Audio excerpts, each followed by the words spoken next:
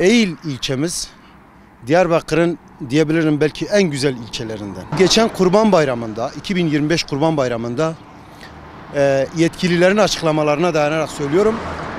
48 bin küsür araç girişi olmuş bu ilçeye. Bu da Ramazan Bayramı ve Kurban Bayramı'nı birleştirdiğiniz zaman yaklaşık 100 bin araç girişi, yaklaşık 500 bin yerli ve yabancı ziyaretçi kabul etmiş bu il. Şimdi bu kadar ziyaretçi kabul eden, bu kısa sürede kabul eden bir ilçe yaklaşık 40 kilometre gidiş gelişli, yani tek yönlü trafikle bu bağlantı kuruluyor ve zaman zaman duyuyoruz ölümlü kazalarda veya işte yaralanmalı kazalar da oluyor. Bununla ilgili biz yetkililerle görüştük. Hüdapar ilçe başkanı olarak kendim görüştüm. Bize denilen şey şu: bu yolun projesi Diyarbakır'dan, yani Ergani yolundan, deve geçidinden Kalkan'a kadar 4 şeritli olacak. Ondan sonra Kalkan'dan Eğil'e kadar yani gidiş gelişli, fakat bu mevcut durumun 2 katı genişliğinde. Bununla birlikte projesi 2017'de ihalesi yapılmış. Bir senelik bir çalışma sonunda 25 metrelik mesafe kat edilmiş. Ama ondan sonra gelen kalan 15 kilometrelik yolda bu sorun devam ediyor. Ben hemen hemen her gün Diyarbakır-Eğil arasında gidip geliyorum. Emin olun zaman zaman 5 kilometre mesafede ancak bir sollama yapabiliyoruz. Yoğun bir trafik var ve bu yol 2017'den 2025'e kadar bu sorun böyle devam etmiş.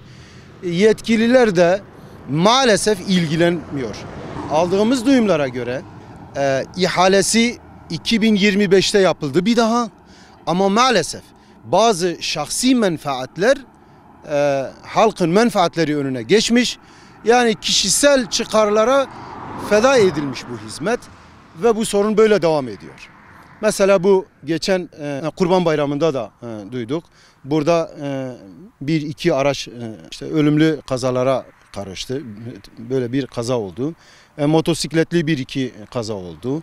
Yine Organize ve Yaytaş köyünün bağlantısı var bu yola. Oradaki bağlantıda da sıkıntı var. Yani normalde orada bir viyadükle işte Yaytaş ve Organize'nin bu yola bağlanması gerekirken ani bir çıkışla yola çıkılıyor ve defalarca kazalara şahit olmuş. Maalesef bu büyük bir sorun.